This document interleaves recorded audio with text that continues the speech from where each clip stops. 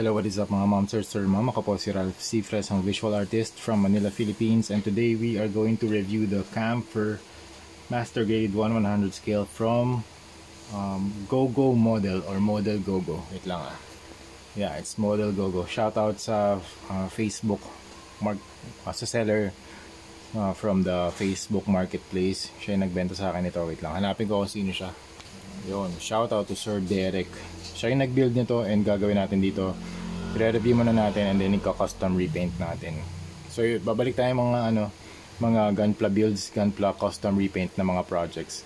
Para sa mga client na gusto ng mga custom repainted na mga Gunpla, gagawin na natin yan para sa inyo mga ma'am sir. Okay, first yung height niya around almost 10 inches tall from the foot to the V-fin. Pero pag yung sa head lang, mga 8.5. Pero ang laki nito ah. Ang laking model kit na ito. Ang haba, V-fin tuloy. Ang haba ng fin niya pala. Fin. Hindi pala to V-fin. Ang haba ng kanyang fin. You have the head.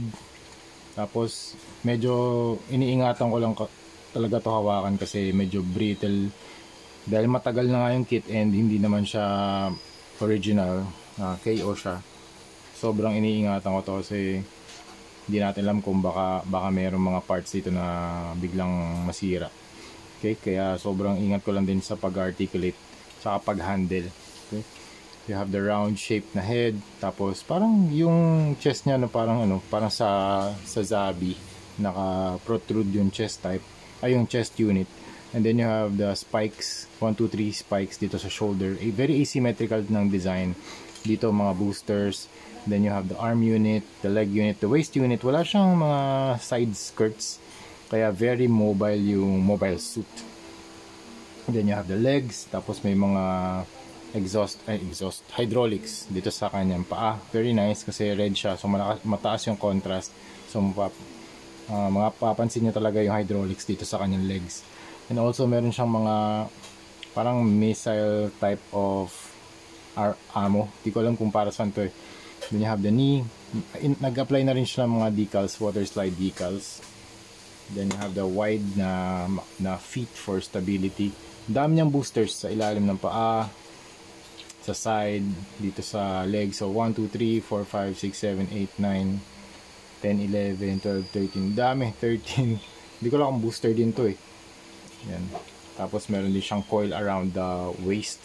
And yung mga accessories niya, dalawang cannons. Lagay natin. Ito kasi nalalagay ito sa likod eh. Yun, tanggal na. Ayun, medyo may inayos lang ako dito kasi baliktad pala yung pagkakalagay nito mga clamps. Okay, so pinalitan ko lang, tapos invert ko lang din para maklamp natin siya na maayos dito sa likod.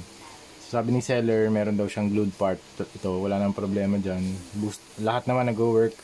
And super nice kasi built na yung model eh. Diba? Kung gagawa ako ng mga Gunpla ngayon, mag-outsource ako ng mga builders para i-build yung unit. Snap build. Straight build lang. Snap build, walang modifications. Walang panel line. Kasi ang gagawin ko doon, after ng building, isasend nila dito and then ako na magpe-paint ng unit. So ganun yung magiging process kapag nag-inquire kayo for the Gunpla na mga commissions. Okay, tapos meron din siya mga weapons. Di ko alam kung ano to, some kind of radar dish na 1, 2, 3, 4, 5, 6, 7, 8, 9, 10 radar dishes of some sort na naro-rotate din. Tapos meron siyang dalawang guns. Medyo missing lang yung tip ng gun din dito. Then you have the alt na hands. 1, 2, 3, 4. Yan. Yan. In terms of articulation, head can move left and right. Tapos up and down. Yung shoulders, ito hindi ko na rin ito masyadong gagalaw. Sige, tanggalin muna natin to. Tanggalin muna natin itong mga part na to. Okay. Tapos rotate natin yung arms. Yes, pwede naman. Okay. Can move out. Pwede ba ito ma-move out? Nahangat ba ito? Okay. Okay. Ayoko masyado itodo kasi baka masira eh. Okay. Very careful lang ako. Dito may rotation din yan. Tama ba? Okay, meron din. Tapos double jointed na elbow. Okay, waist unit, pwede mag-rotate. Okay, hindi masyado kasi naghihinder yung armor din dito sa gilid. Tapos kick. Yan. Tingin ko pwede mag 362 kung wala yung kamay. Kasi wala namang humaharang Wala akong humaharang dito na armor. Tapos bend. Uy, nice. Ang ganda nitong part na to, yung hydraulics, kasi may mechanism na pumapasok dun sa pipes. Ayun. Nice. Ang ganda. Tapos ito, naro-rotate din. Can pull this out. Okay. Very, very cool. Tapos yung paa can move up and down. Walang auto articulation. May namumove dito. Nagagalaw din to mga thrusters. Okay. Alright. So yun ang review natin dito sa Camphor. Super nice. You have the blue armor type of mobile suit. Paint job ng Gogo model Gogo. Okay naman din yung plastic quality.